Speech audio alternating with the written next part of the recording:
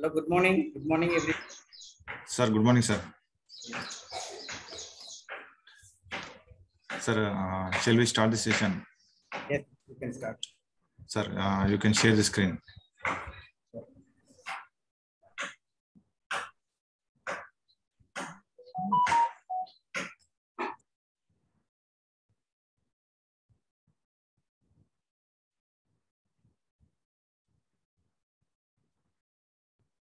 Okay. Is the screen visible? Can somebody confirm? Yes, sir. Thank you. Yeah. So in the last session, I tried to build the stage for discussing the finite element analysis, how these simulation related technologies are important, how they make sense, and particularly what are the current trends, in which direction the industry is heading, and how uh, how we need to align our curriculums and in fact our knowledge, our skill set, upgrade in the so that we do well in this direction. So these things in a general manner I've tried to cover it. So today we start discussing the finite element analysis, the details of finite element method. We'll try to do that. Okay. So the approach I'm going to follow in the finite element method is called weighted residual approach. Right? So first of all, to work in this field, in the finite element analysis field, so these are the things one is expected to understand.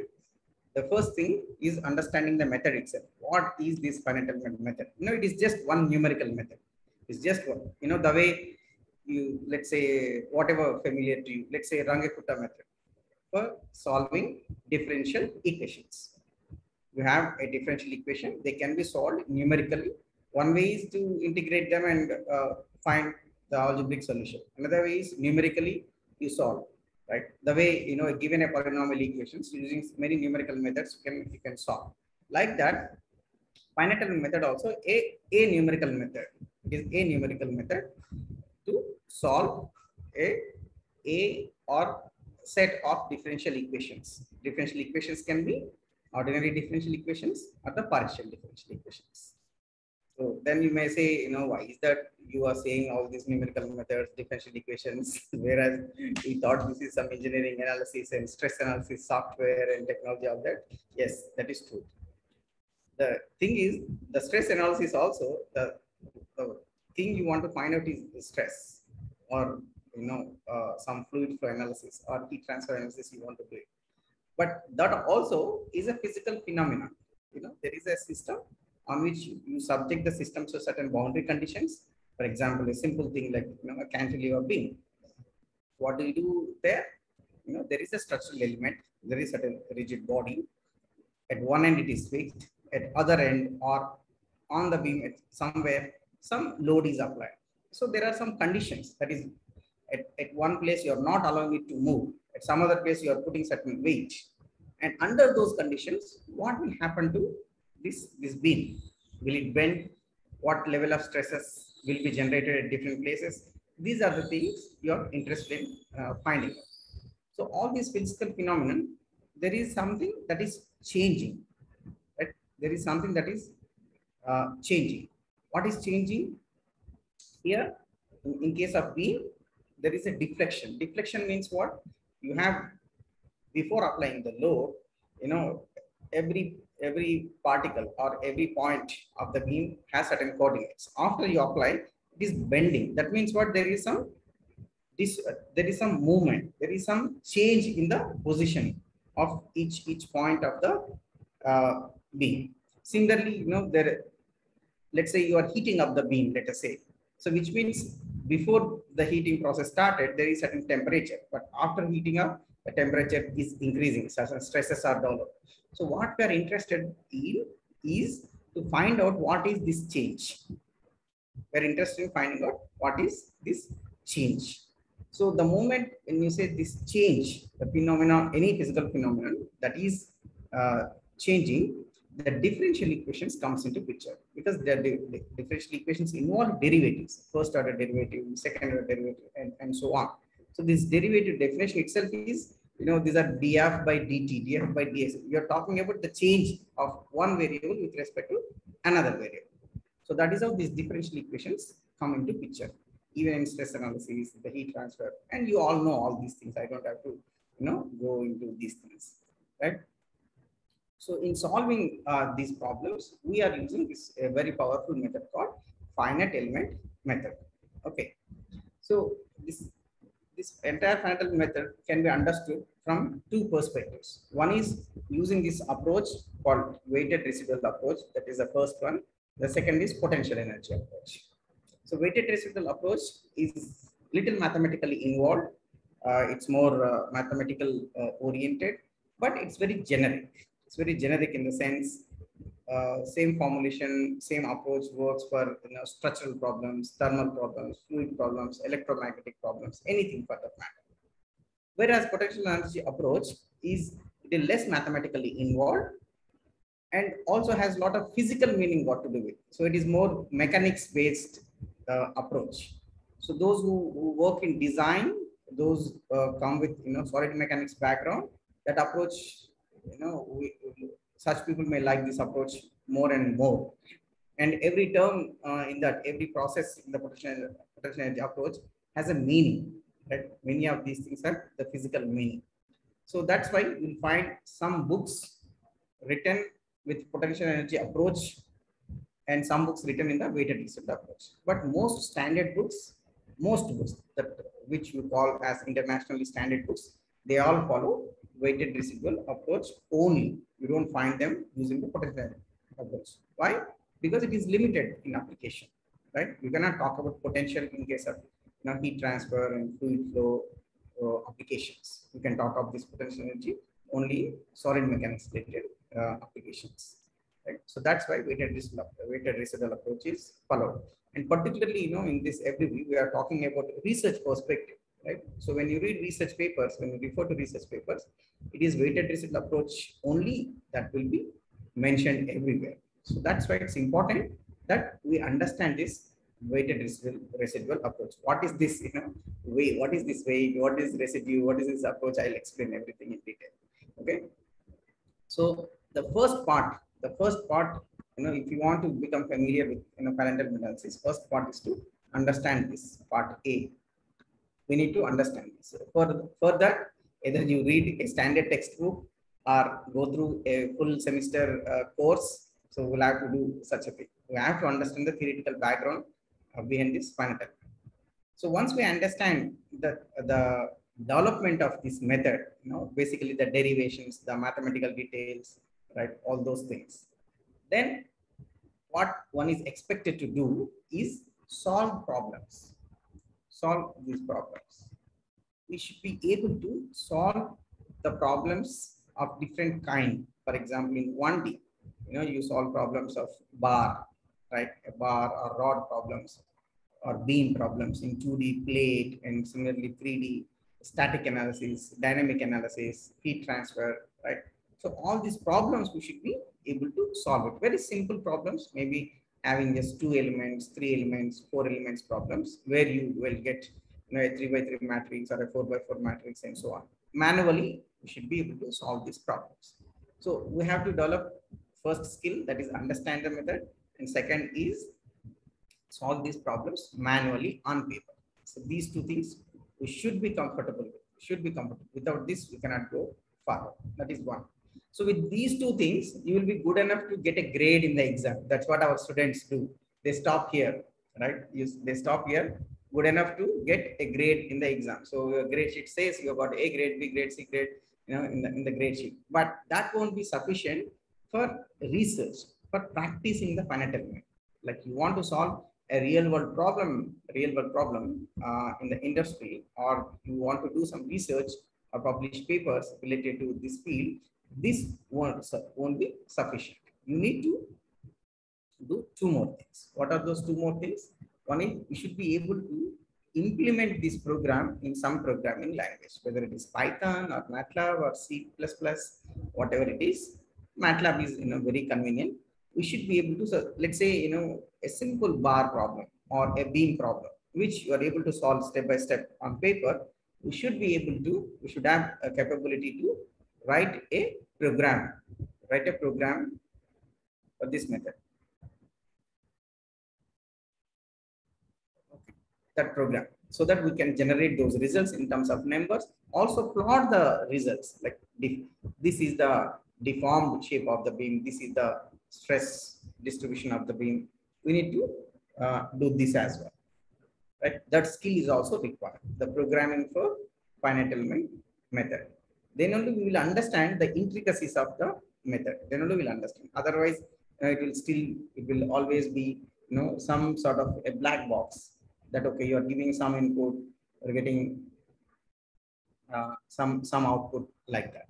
So to get deeper insights, we need to do this. And further, and one more element we have to become very comfortable with is using a commercial software, whether it is ANSYS, HyperWorks, or any other software in which you have these facilities for analysis. So we have to become comfortable with one of these softwares, because people have already done a lot of work. People have developed the programs already. Entire software is available. There is no point or not necessary that we need to write the program every time. But then why I emphasize programming? Because that is to deepen our understanding, so that you understand the method very well. And even when you are using software, why it is taking this much time, or why it is working like this, why when you change certain parameters, why are you getting different results. If you want to understand all these things, only when on your own, when you implement these things in the programming language, we understand this better. So when you program, you do it for very simple problems, few 1D problems, few 2D problems, like that.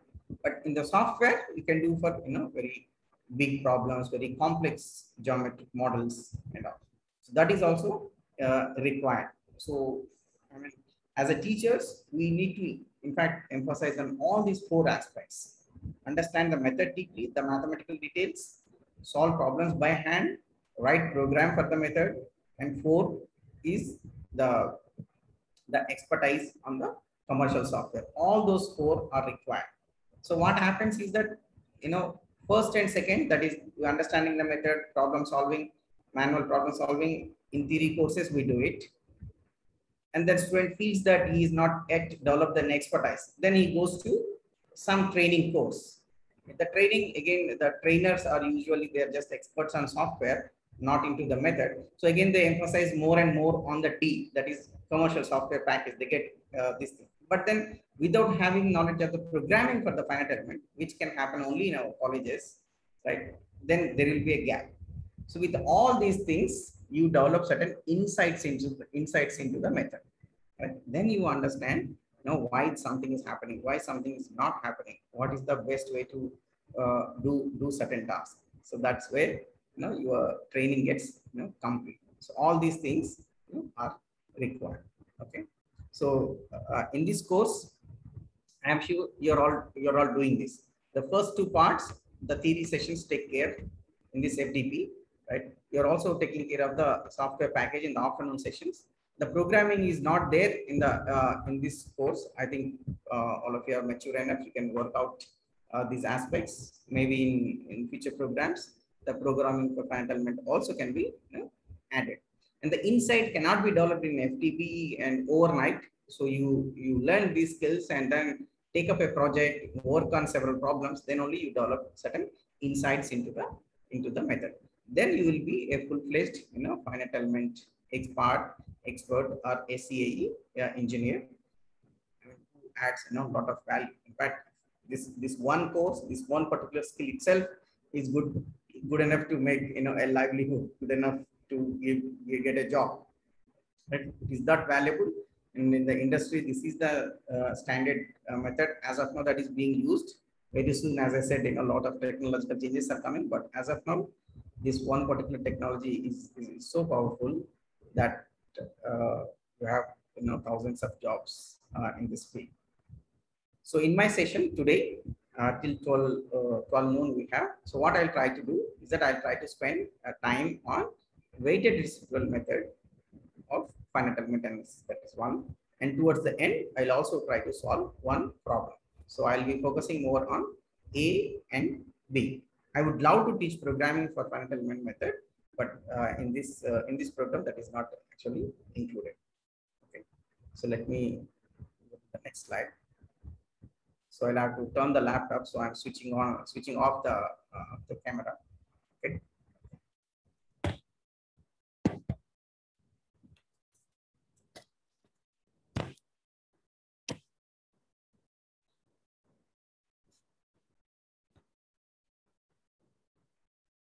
Okay.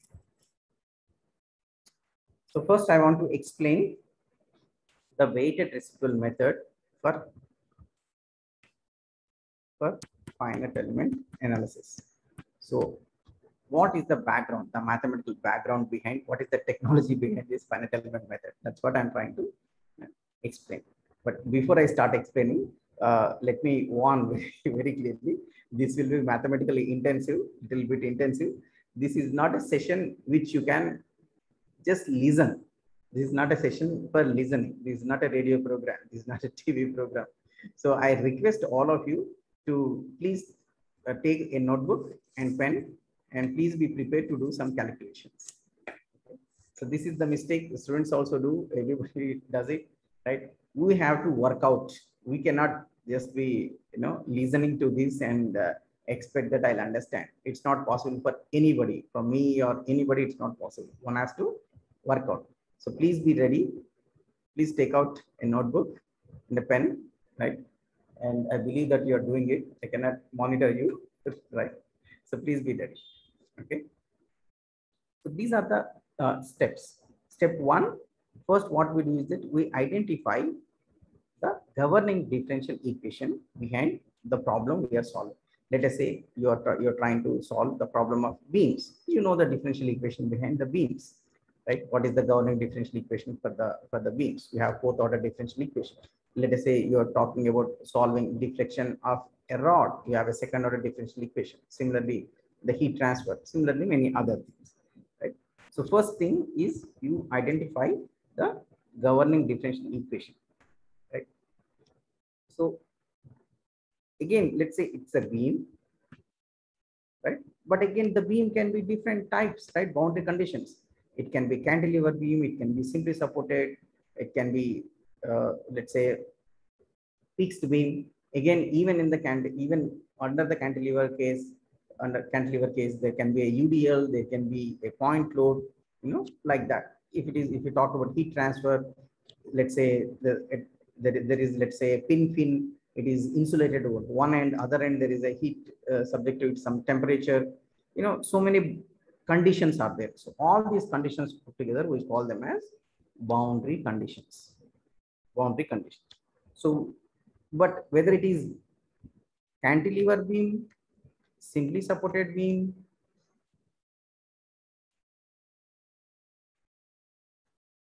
right, simply supported beam or fixed beam, any kind of beam, the governing differential equation is same. Governing differential equation is same. What changes are the boundary conditions. Okay. So you state the problem with boundary conditions. So these differential equations along with the boundary conditions, governing differential equation plus boundary conditions together represent the problem. So that problem will be in terms of certain function. Let's say if we take the beams, the variable is the deflection is the variable. So we want deflection at every point of the beam, So we need the deflection. Let's say deflection is u of x.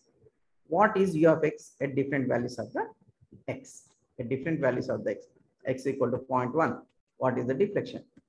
Right, x equal to 0.2. What is the deflection? We want this value. Right? Whereas you will have a differential equation in terms of the u. Some differential equation is there in terms of the. So we want a u which satisfies this differential equation. Okay. So we don't know the solution. We don't know this u. That is a question mark.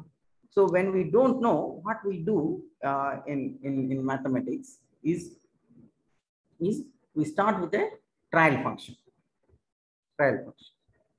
trial function. So that is the third step.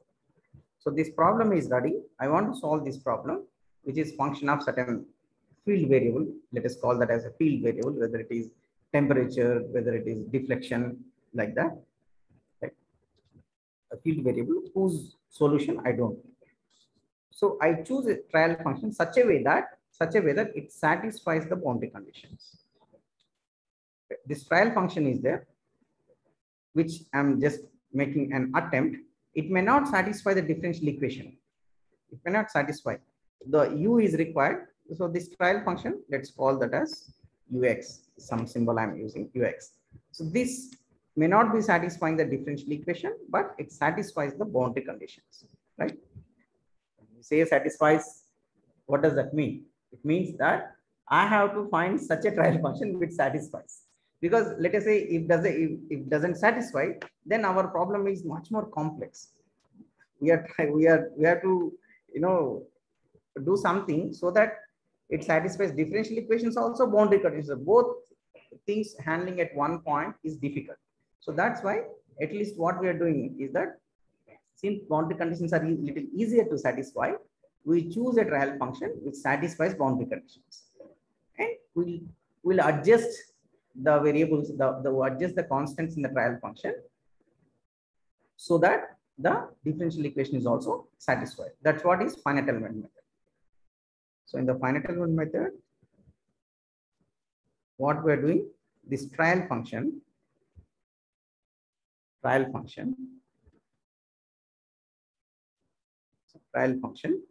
satisfies boundary conditions, but does not satisfy the governing differential equations.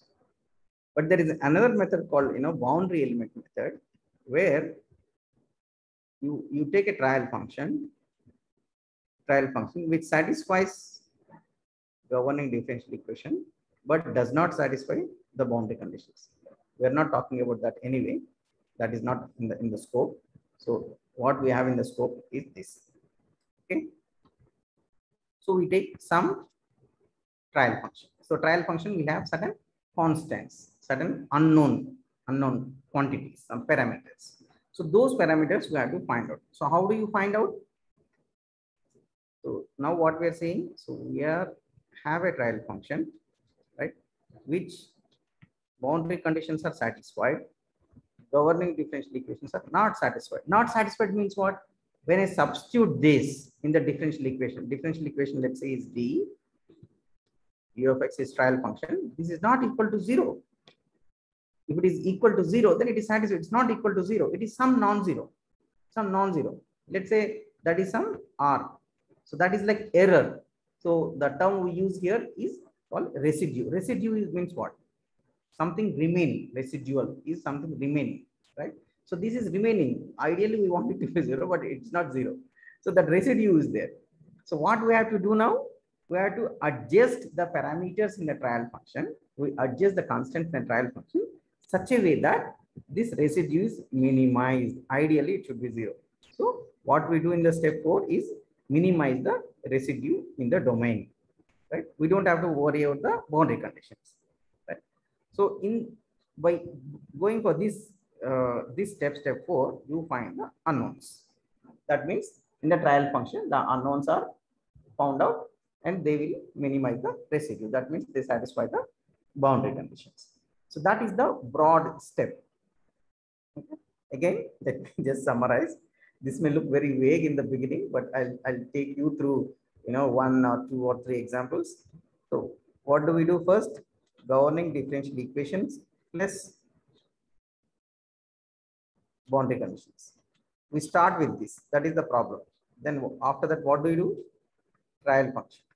We choose a trial function such a way that it satisfies boundary conditions. Boundary conditions are taken care. This is taken care. So only this is the question, right? So that means you have a residual RD. Let us call it RD. The residual is there, right? So it is not satisfying. That is called domain residual, not residual due to the boundary condition, but the domain residual, right? So this residual we minimize and find, let's say, CIs, that is the coefficients or the constants or the parameters in the trial function. right? So we have the CIs, that is the unknown quantities.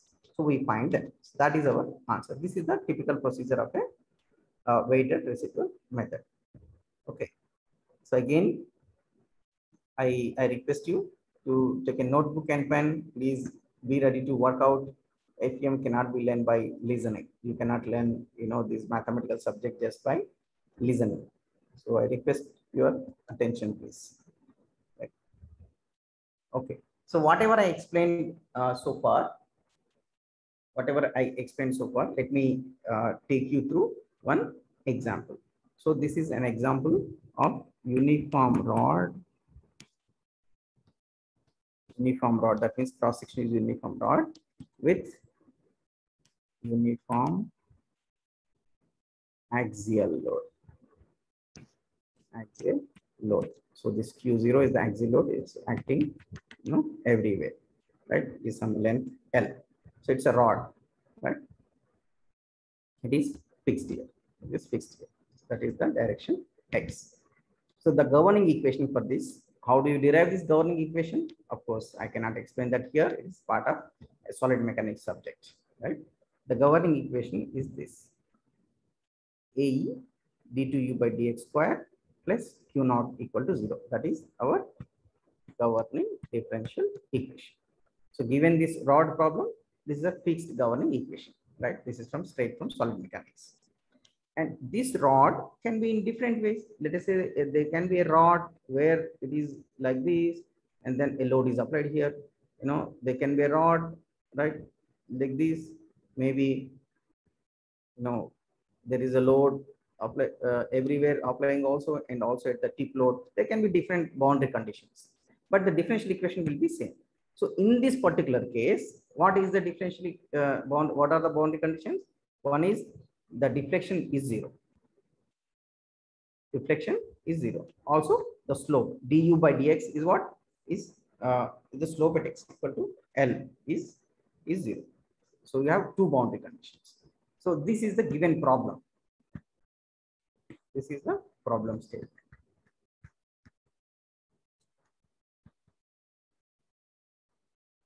Is the problem statement, right? So now what is our job? Our job is to please find a u. Please find the u which satisfies these equations. That means when you say u equal to something, you have to give me at the end u equal to something here to give, which will be function of x. You have to give me answer for that.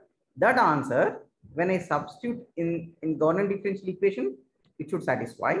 That answer I substitute in the boundary condition 1, it should satisfy. I substitute in the boundary condition 2, it should get satisfied. I want such a u.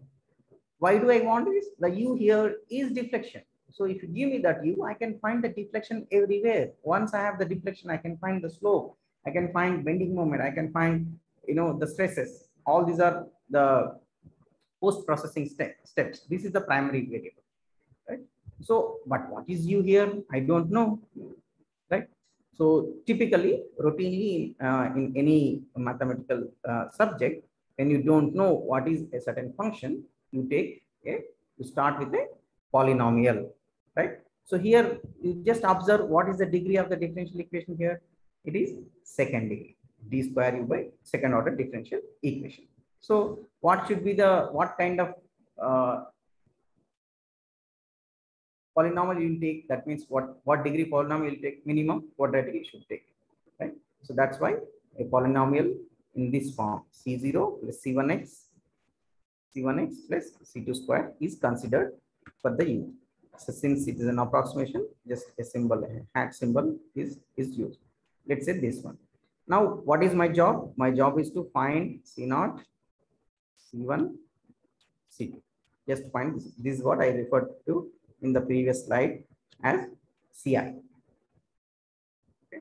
So step 1, governing differential equation plus boundary condition. So this is done. And then trial function. We are choosing. But what should be the trial function? Is there any condition on the trial function?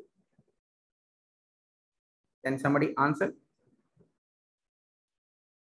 what is one? I mentioned about one more requirement on the trial function. Trial function needs to satisfy something. What it needs to satisfy?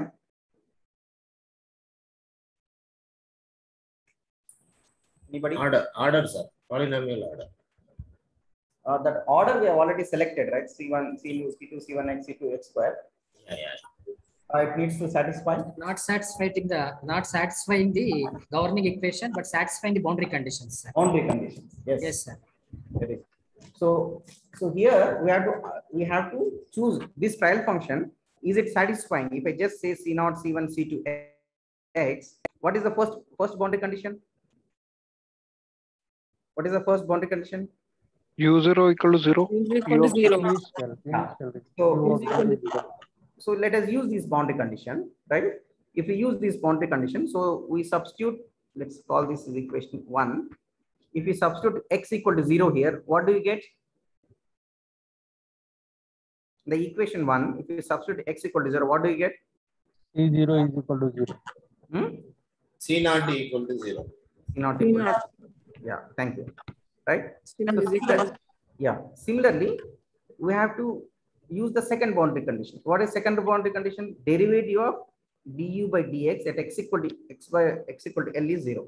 What is derivative of this? C1 plus 2C2x, that is derivative. And in this, substitute x equal to L. Substitute x equal to L. So that means C1 plus 2C2L equal to what? 0. That is the second boundary condition. So but we already know what we already know. C0. C0 is not here. So from here, what we can say is C1 is minus 2C2L. C1 and C2 are related like this. This is from the second boundary condition. So I can cut off this. In place of C1, I can use minus 2C2L. Then this trial function becomes this. Is it clear? See, minus 2L is there. So minus 2LX. In place of C1x, I'm using this. In place of C2x square, it is retained same. So C2 into x square is this term. And in place of C1, minus 2C2L is substituted. So we have this. So this is the modified trial function. And this trial function already satisfying the boundary condition. Yes or no? Yes, sir. Yes. So this trial function is already satisfying the boundary condition. So we had a problem of where please give a trial function which satisfies differential equations and boundary conditions, right? So since we cannot just like that propose both the things, so we started with some trial function. That also, how did we choose? We just looked at the degree, the order of the differential equation. It is second order. So we thought minimum quadratic is required. So we went for quadratic. And then we looked at the boundary conditions and modified the trial function. So this is the trial function, right? Now how many unknowns are there now in the final trial function? How many unknowns are there in the trial function? How many unknowns? Just look at this equation and tell me how many unknowns are there. 2. 2. What are those? C2 and L. C2 and L. L is already given, right? L is data, right? L is the length of the rod. L is data already. So how many unknowns? One unknown, C2. Yes, we just have only one unknown. It is C2. Good, thank you. That is there. So how do you find this unknown now? How do we find this unknown?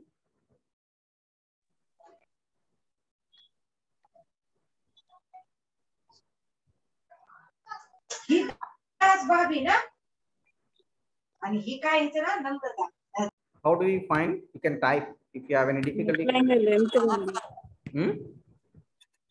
By substituting this equation in the given differential equation. Yes. So where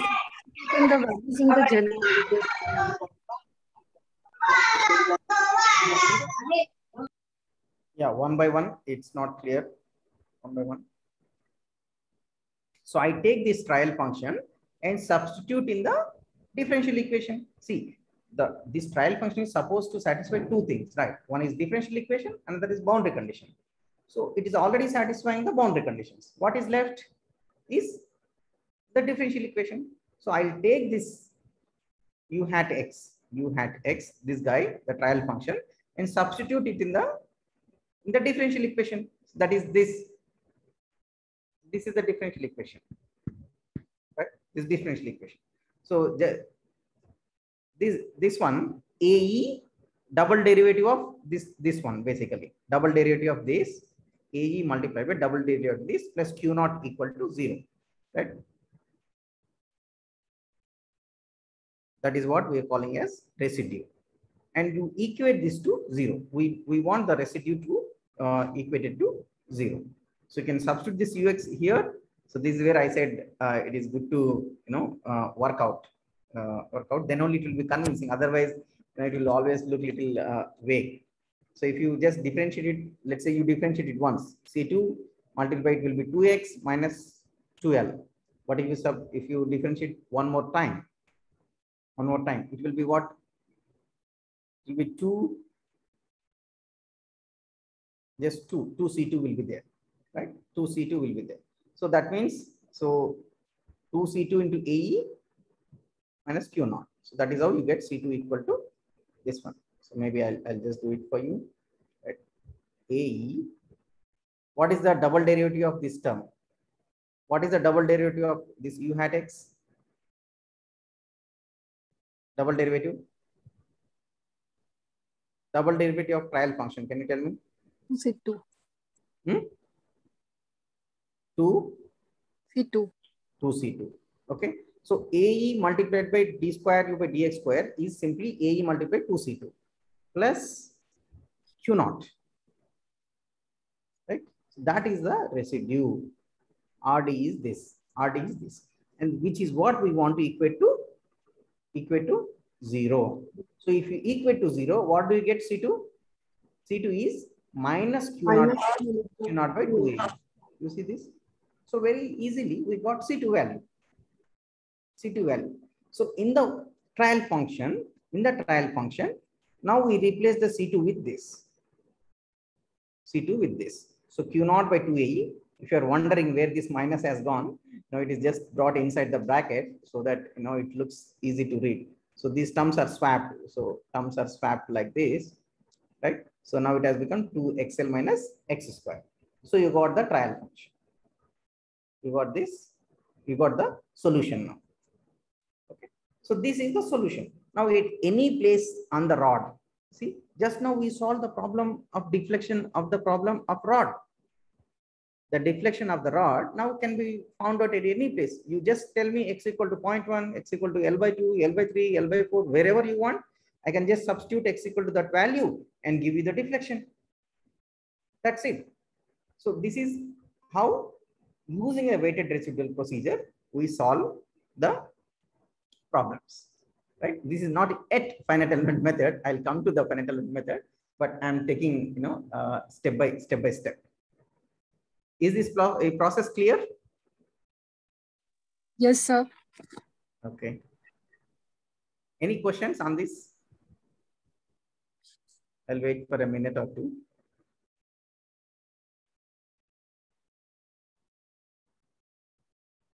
Yeah, by the way, so whatever I'm explaining, it's I'm not taken my own examples or my own problems. So I'm explaining from this book, right? So you have finite element analysis textbook, FEA by P. Seshu. Probably you all know this book. He's a professor in IIT Bombay. I find this book to be very much readable. The problems with particularly the finite element course in India and in many universities, in many colleges, is that we are little scared to adopt this weighted residual approach, and that's why we go for this potential energy based approach.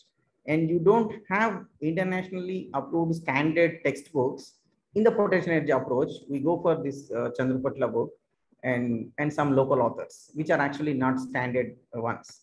Whereas we go to weighted residual approach, so we have these books like J.N. Reddy and Cook. Many nice authors are the Jenkins and all. So they are very difficult to follow, right?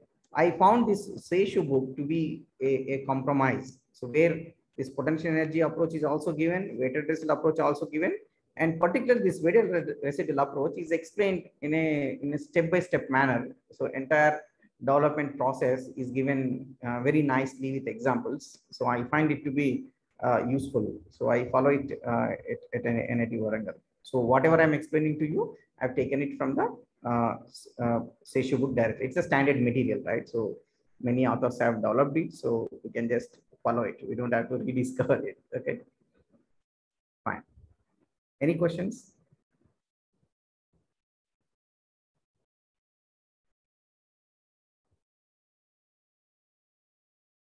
Okay, so if there are no questions, we'll proceed further, right? So again, another example. So example 1 is given. Now this is example 2. So this is a case of cantilever beam.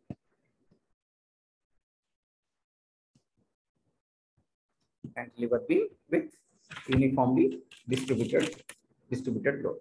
So you have this is fixed here, and you have this beam of length L, and then Q0 UDL is there. So again, the differential equation of a beam, right? That's the differential equation of a beam. And then the boundary conditions. So this is governing differential equation. This is boundary conditions. Boundary conditions, right? The boundary conditions are, so you have these things. So can you tell me what are these boundary conditions? What is the meaning of these boundary conditions? Somebody?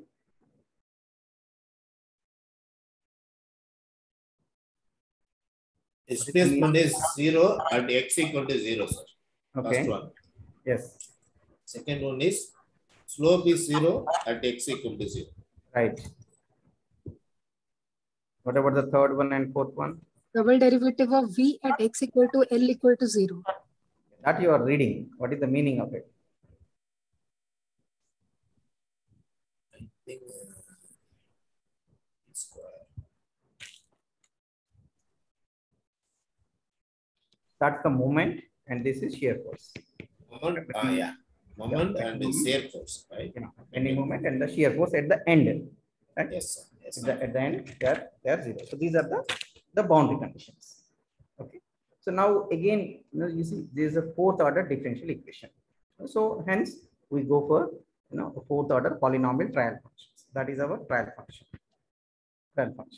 But again, we have to adjust the trial function so that it satisfies all boundary conditions. We have to adjust this trial function so that it satisfies all these boundary conditions. So since I already worked out, one thing, now I will not work out. So for example, if you put x equal to 0, this is the trial function. So at x equal to 0, this trial function is considered as this, vx equal to 0. You can use this, and what you will find?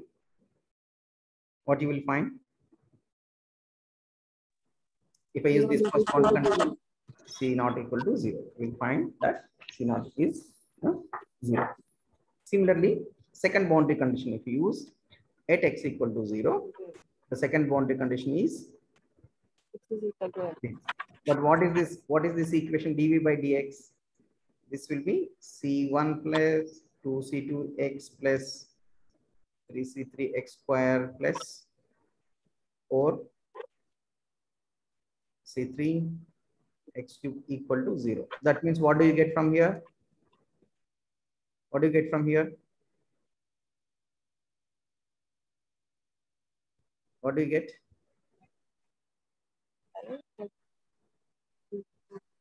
Zero. So if you substitute x equal to 0 in this way, you get C1 equal to 0, C0 equal to. So similarly, you can use boundary condition 3 and boundary condition 4, right, to get C2 and C3. Okay. So after you get it, so you can express C2, C3 in terms of C4, and finally you will get a trial function. The trial function like this, which satisfies boundary conditions. It satisfies boundary conditions. Okay. That is the trial function, right? So you can verify this trial function, that you verify with condition 1, condition 2, condition 3, condition 4. It should satisfy all these boundary conditions. So this is taken care. What is to be taken care now is, how many unknowns are there now in this? There is only just one unknown, C4. So we need to find the C4 such a way that it satisfies the differential equation also, the governing differential equation also. So further, what do? We substitute this trial function in the differential equation. Which means you differentiate once, twice, thrice, and fourth time. Okay. So if you just do it for the fourth time, so this becomes 4x cubed, then this becomes 12x cubed, 12x squared, this becomes 24x, right? And further 24. So like that, so you get the residue to be like this: 24 EI C4 minus Q0, and which you equate to 0. Then you will find the C4 is, you find the C4 to be Q0 by 24. Yeah, that will be the C4. So again, you go back to the trial function, you put this value at the place of C4, and the remaining things stays as it is. So that's the solution. What is this solution now? It is deflection of a cantilever beam. Right? Deflection of a cantilever beam at any given point. Right? You now substitute at x equal to some value. Let's say you want the deflection of this cantilever beam subjected to uniform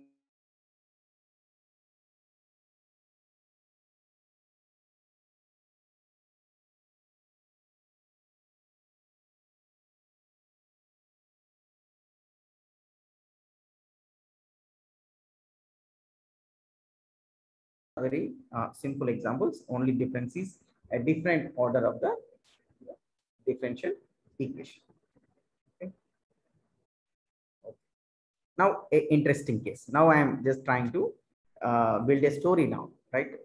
To get into little complex. So this is simply supported beam. Here things are not so automatic, right? Things are not automatic, right? I just want you to observe one thing. Right? Please look at the residual here. In this case, residual. Is this term a constant or is it varying over the domain? This is a cantilever beam case. Is it a constant or does it vary over the domain? 24 is a number, E is a number, I is a number, C4 is again a number, right? It seems constant. Right? Similarly, again, let us look at the residue here. Residue here.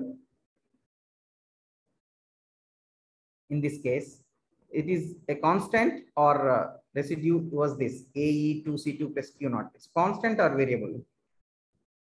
AE2C2 plus Q0. That was the residue. In this case also, uniform rod case or the cantilever case, both the cases, the residue was constant. But let us look at the simply supported beam case. This is very interesting. The governing differential equations remains the same. As I said, for all the beams, it is same. What is different is only this is governing differential equation. Now these are boundary conditions. Okay. Boundary conditions. What is, again, somebody can tell me what are these boundary conditions? What is the meaning of these boundary conditions?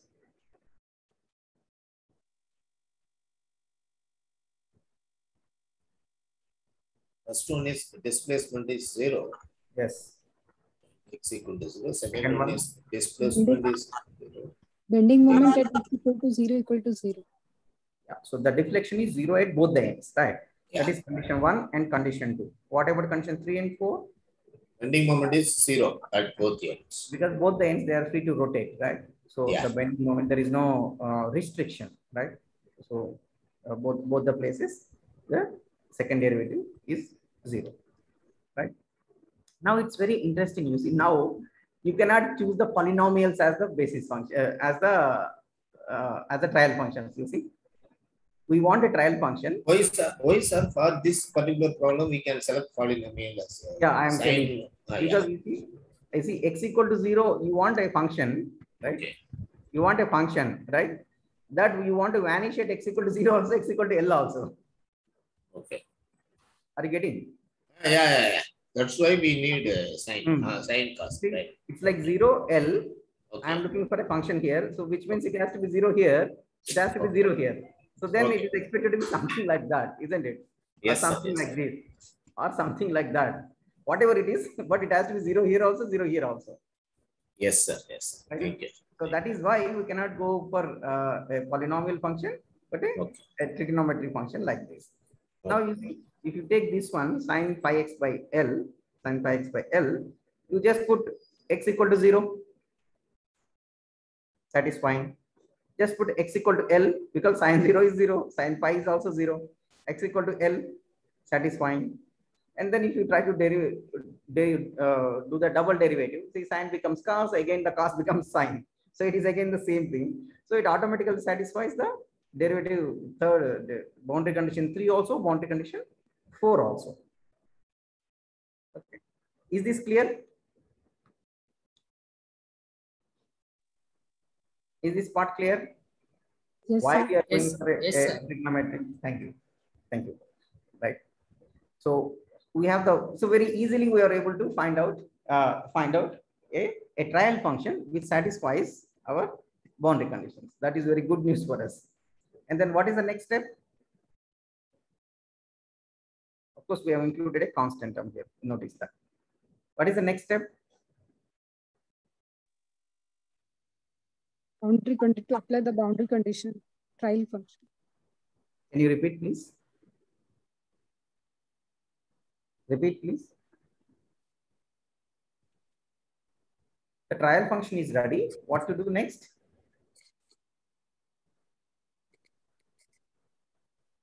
Applying the boundary condition. Residue. We need to calculate residue. Yes, residue. No, boundary conditions we have already applied and we have chosen a trial function which satisfies the boundary conditions already. The boundary condition part is taken care. Now it has to be satisfied governing differential equation. Yes, it has to satisfy the governing differential equation. Right? Equation 1, it has to satisfy. So what do? We take this trial function, substitute in the differential equation. So C1 sine pi x by L, this will go here. We substitute here. So EI, you just differentiate it 4 times. Sine becomes cos, cos becomes sine, sine becomes cos, cos becomes sine. But by the time this 5 by L comes out 4 times. So that's why 5 by L to the power of 4, C1 will remain C1, EI will remain constant, right? So this sine pi x by L minus Q naught. So that is the residue. This is a residue in the domain. Boundary conditions are satisfied, but within the domain, it's not satisfied. This one. So what do you do now? You equate this RD residue in the domain. R is residue, D is domain. Residue in the domain. Boundary conditions satisfied already, right? Now you see very interesting. Just observe this residue. Is this residue, right, over the length, right, constant or a variable? It's variable. Constant or variable? It's variable. Variable. How you are saying that it is variable? It depends on x. Because there is. It is a sine function. It is the sine of 1 by. Even if it's a sine, ma'am, there won't be a problem. There is a x appearing here. So that means if x equal to 0, some value, x equal to let us say 0.5, the residue will be something. X equal to 0.6, the residue will be something. The residue value is changing. So if that is 0 to L, and let's say that is residue. So at different values of the values of this x, the residue is different. Residue is different, right? Earlier, that's why I was asking before discussing this. You see this residue?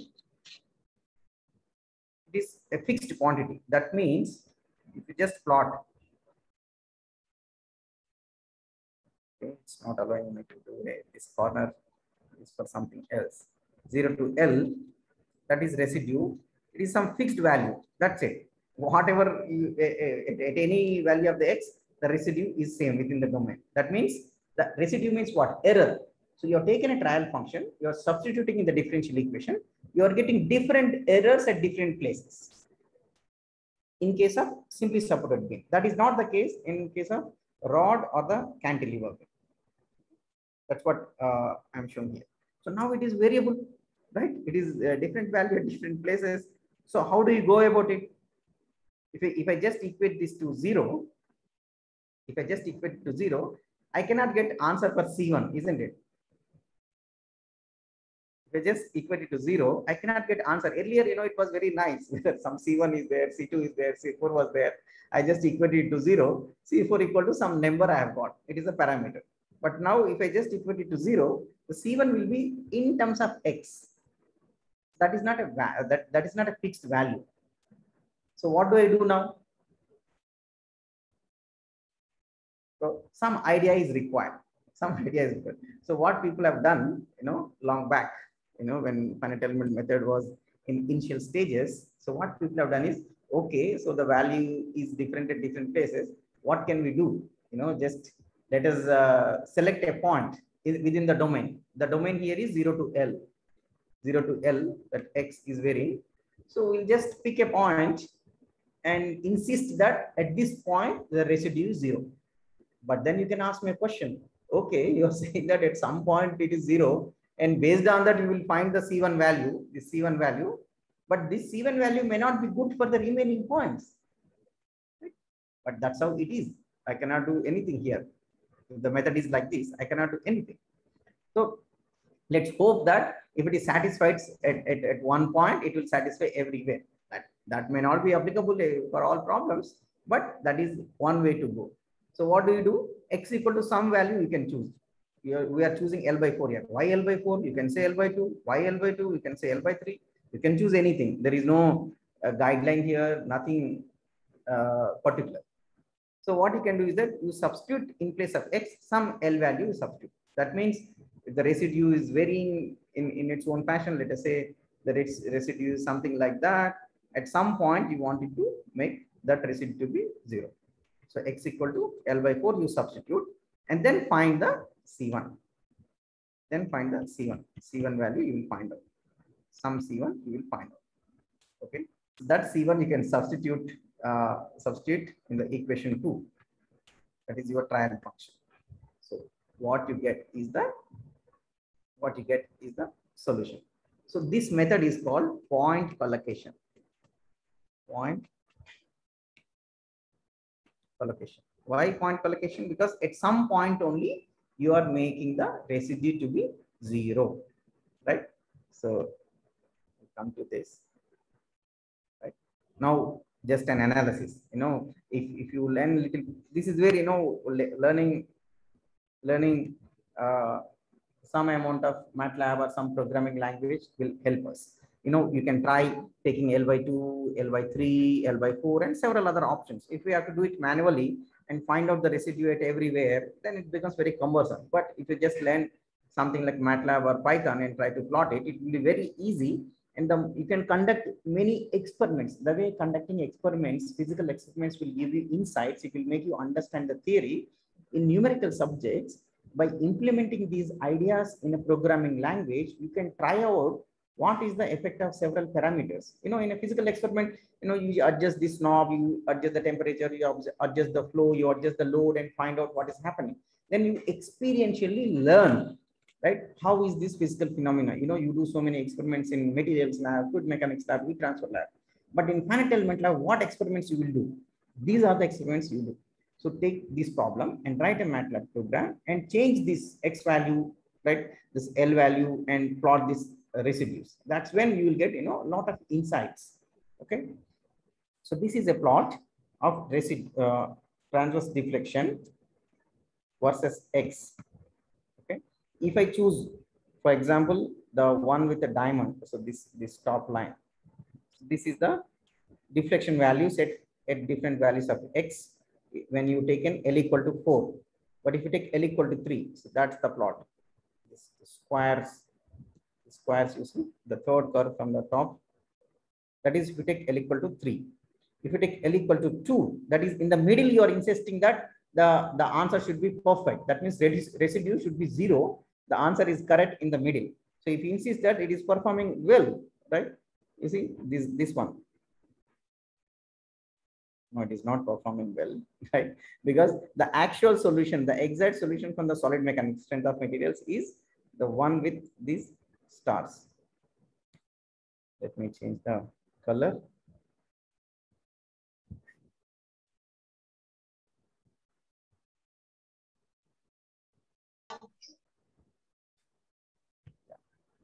So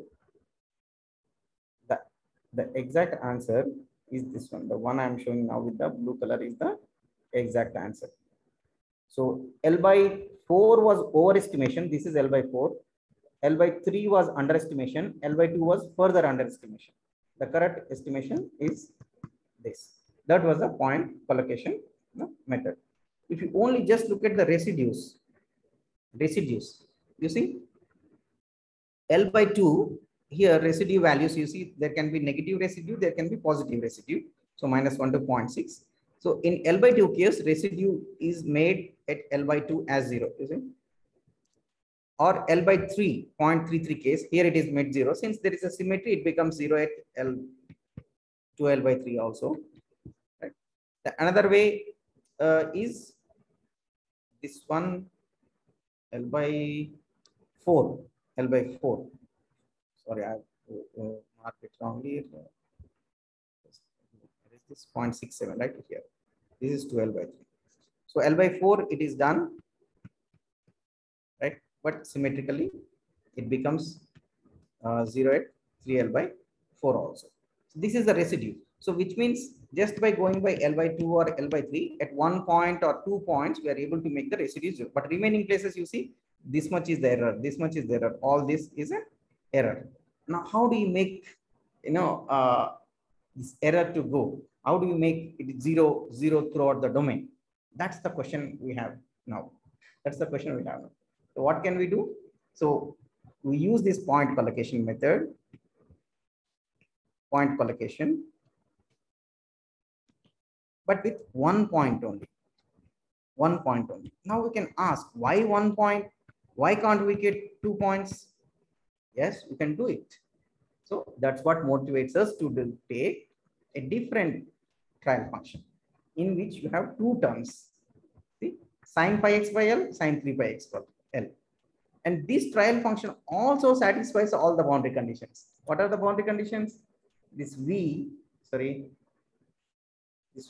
has to be 0 at x equal to 0 also and L also. Similarly, simply substitute case, double derivative. This has to be 0 at x equal to 0 also and L also. So this trial function satisfies those boundary conditions. So let us work this trial function, and with that trial function, the residue is this. Again, observe that there are 2 unknown things now. C1 is there, C3 is there. So then how do we find these 2 unknowns? So instead of insisting that the residue is 0 at 1 point, let us insist that the residue is 0 at 2 points. Let us choose any 2 points, right? So we can say that, let the residue be 0 at L by 2 and L by 3, let's say. So if we insist something like those points, this problem insisted at some points, I don't remember. As I said, I have taken from the book, right? But let me quickly refer to it and tell you at which points this was found out. 2-point collocation method, basically. C1 plus the C3. So this was done at L by 4 and L by 3.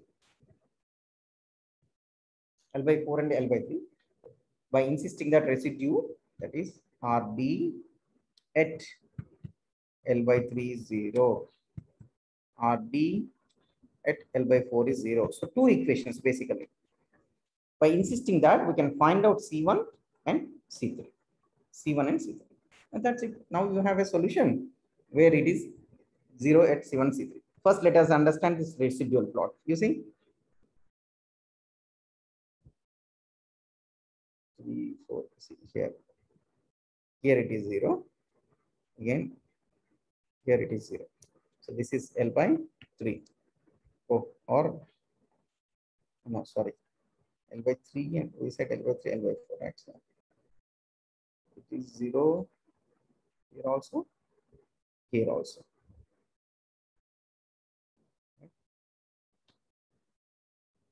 L by 4, that is 0.25, here 0.33, L by 3.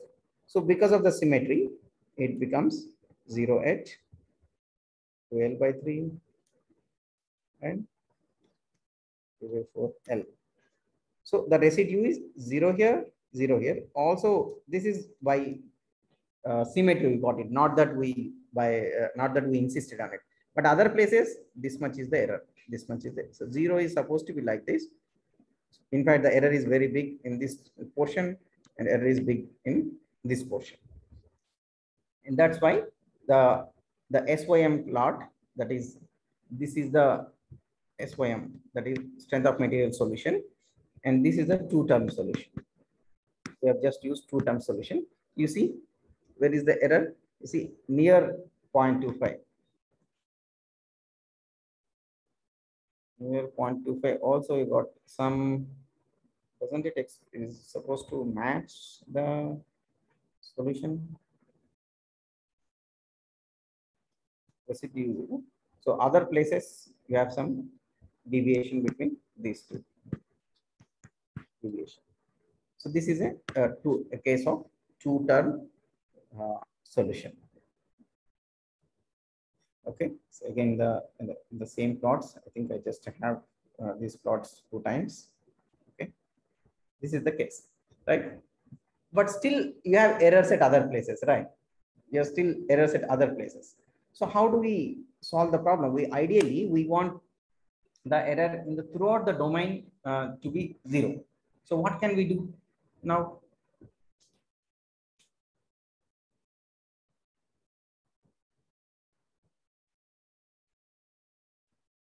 What can we do? Can we take more points? How many points? How many points? As many as possible. How many, right? So there are infinite, right? Yes. So what is the way? I mean, we want, even by taking, let's say, 50 points, 100 points, which will be those 50 points? That also is a question, right? So in fact, we want the error, like, I mean, in an overall sense, throughout the domain, we want it to be 0, right? So for that only, thanks to mathematicians, they have this concept of integration, isn't it? So basically this residue integral over entire domain, the residue integrated over the entire domain, that we want it to be 0. And whatever we are saying in a normal language, where we want residue to be 0 over the entire domain, that is what integrated over 0 to L. So here, since it is 1D, we are saying 0 to L, but over the domain, if you want to say basically this. This is the symbol of the domain. Over the domain you want to. So there is this idea called weighted residual. Not only the residual multiplied with the weight. So this is what is called Galerkin method. Galerkin is the mathematician who came up with this method. So what he suggests is that let us multiply these residues by a weight. And what will be those weights? Those weights will be the trial functions themselves. Whatever trial functions you have chosen, sine pi x by L, right? Sine 3 pi x by L. Let those trial functions to be the weights, and weights multiplied with the residues integrated over the complete domain, equate that to be 0. Then you will get much better solutions compared to this point collocation methods. That is the breakthrough in the finite element analysis. So for example, when we took with one term solution, the trial function was this C1 sine pi x by L. So what is the trial function? This sine pi x by L is the trial function. So if I borrow this idea of Galerkin, right, what do you do? Integral 0 to L. What will be the weight? Trial function. This trial function sine pi x by L with the weight, and then multiplied by the residue. If you remember, whatever residue we had, right? So C1 pi by L, this basically you substitute this trial function in the governing differential equation. That is what is residue. That's what is residue. So in this case, I mean EI d to the power of 4 v by dx4, that was the equation, right? The differential equation was this, right? So minus q naught. So this trial function gets substituted in this differential equation, right? That is the residue multiplied by the dx equal to 0. So this is what is proposed by the Galerkin. So here, where are we minimizing the residue? We are minimizing over the entire domain. We are minimizing over the entire domain. People, like this, in the beginning, they thought in certain way. After that, they thought, let us minimize at different points. After that, again, they thought, no, why? How many points we can minimize? Like, you cannot do it in a discrete manner. Like, it has to be done in a continuous manner over the entire domain. People have thought this way and came to this idea that, okay, weighted residual integrate over the entire domain will give me the correct solution. And it so turns out that that's what gives the perfect solution. This, in fact, is exact solution, whatever you get by the solid mechanics. Again, that is plotted here. You can see that it is matching, really well. The error is, less than 0.5% in this case. That error also comes because you have chosen certain one term solution. But if you go for two term, you'll get further better also, right? So don't get scared by these mathematical manipulations, integrations, these things. Try to look at the a big picture. The big picture is there is a differential equation plus boundary conditions which has to be satisfied. I need to find a solution to this. How do I find out? I don't know. So I start with a polynomial and try to adjust the polynomial such a way that boundary conditions are satisfied. Okay, now my job is half done. Remaining is satisfy the differential equation. So let me substitute whatever I have in the differential equation. I substituted and found that there is a residue. It is not getting satisfied. There is some left out. That is what is error, residue portion. That I have to minimize. So let me minimize it, equate it to 0, and find out the unknowns. That's it. Your answer is ready. So that is the broad procedure in this. The same thing, in mathematics, people try to put it in a little more complex language and all that. So I am also forced to do that to make this presentation complete. Okay? Whatever we did, this trial function, this trial function itself is expressed in a certain fashion. So there is some constant into function, right? C1 sine pi x by L. This was the function. So some constant into function. And there can be many such terms, right? So earlier in part, there was a C3 into sine pi x by L. I mean, you can call it C2 also, just like that in the book it is said. So it can be many CIs multiplied by a function. So that function is now written as Ni x. So summation. The trial function in general can be in this form, summation of Ci Nix. But such a trial function may not satisfy the boundary condition all the time. So that's why a additional function is also there, which is phi of x. So a general trial function is expressed in this form. F of x is phi of x plus summation C1 Ci Nix. So in the example we have done, we had C1 sine pi x by L. So which means this was not there. This was not there. So which means I was just one to one only, just one function. Okay. Fine. So again, this weighted residual method. So let me explain for this case where you have this example of rod, right? AE d square by dx square, AX equal to 0 with certain boundary conditions.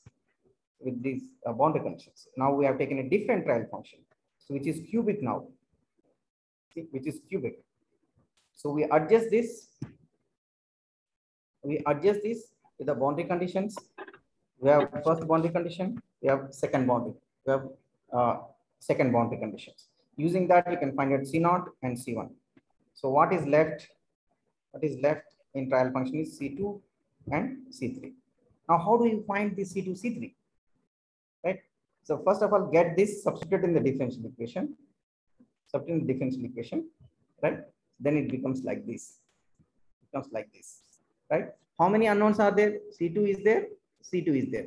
So in point collocation method, we have chosen x equal to some L by 2, L by 3 like that. What we do now? We'll do this with integration. How? First, we'll choose one weight W1 residue dx 0. Second time, we'll choose second weight residue dx 0. Okay. So what is the first weight and what the second weight? Right. So we already said the trial function. A trial function is in the form of phi of x plus summation of ci ni of x. Okay. Ci ni of x. These ni's themselves are weights. That is Galerkin method. Galerkin method. So what is the N1 and N2 in this case? Can you just observe this and tell me what is N1, N2? What is N1, N2 in this case? What are the weights? What are the weights? Is there a phi of x in this case? There is no phi of x, right? So if you observe here, there is C2 multiplied by some function, C3 multiplied by some function. So these are my weights. This is W1, this is W2. So that's what is being done here, you see. W1, W2. And what is this square bracket stuff? This is residue. This is residue. Right? So 2 times I am doing this weighted resource treatment. This equal to 0, this equal to 0. So I have 2 equations. From these 2 equations, I can find C2 equal to something. I can find C3 equal to something. That's it. I have the solution. So this is how in the weighted residual approach, okay, approach we can find the unknown constants, right? So this is not yet the finite element analysis. This is the precursor, what I've explained, precursor to the finite element analysis. So we are almost done with the time, so I cannot continue, right? So the difference is this. So what is finite element thing is this. Let's switch on the video and try to just give an overview.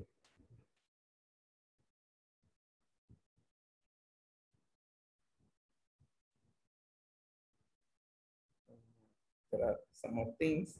Yeah, I think I won't be able to cover this. So I'll stop the presentation. Yeah. So what is actually finite element analysis is here we are taking trial functions. We are taking trial functions which are valid over entire domain. So sin phi x by L is valid over entire domain. X equal to 0 it is satisfied, x equal to L it is satisfied, right? The finite element analysis is to take trial functions such a way that first you divide the domain into parts. Divide the domain into parts, which we call them as elements, finite elements. So the junction points, we call them at the nodes. Now we come up with trial functions which are for subdomains. That first element one trial function, second element another trial function. So this dividing the domain into parts is called finite element. And whatever weighted residual thing we have done for the entire domain at one go will be done for each element.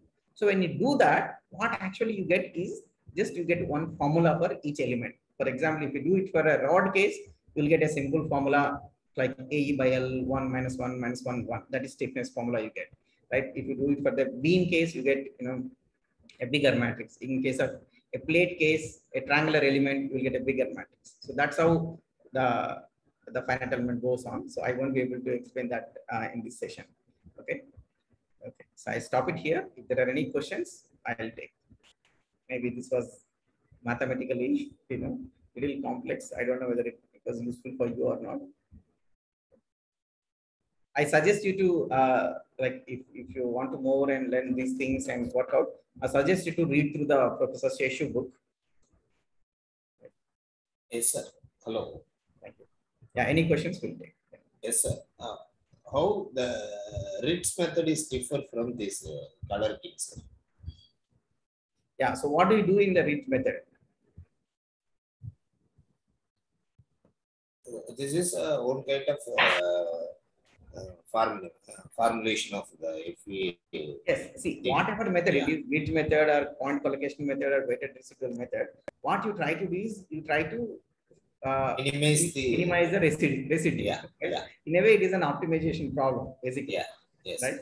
yes. So Ritz method also tries to do it, but the weighted residual, the Galerkin approach is found to be the more Okay. effective. More appropriate. Yeah. Thank you, sir. This is Muthu Kumar, Yeah, Muthu Kumar, yeah. Savita Engineering College. Sir.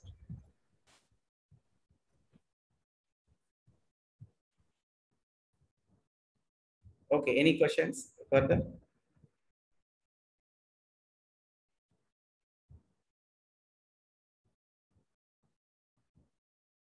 Okay, so if there are no questions, let's end the session here.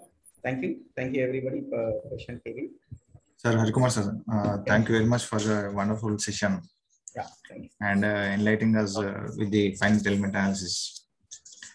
Thank you very much, sir. And we need your cooperation for in the further FTPs also.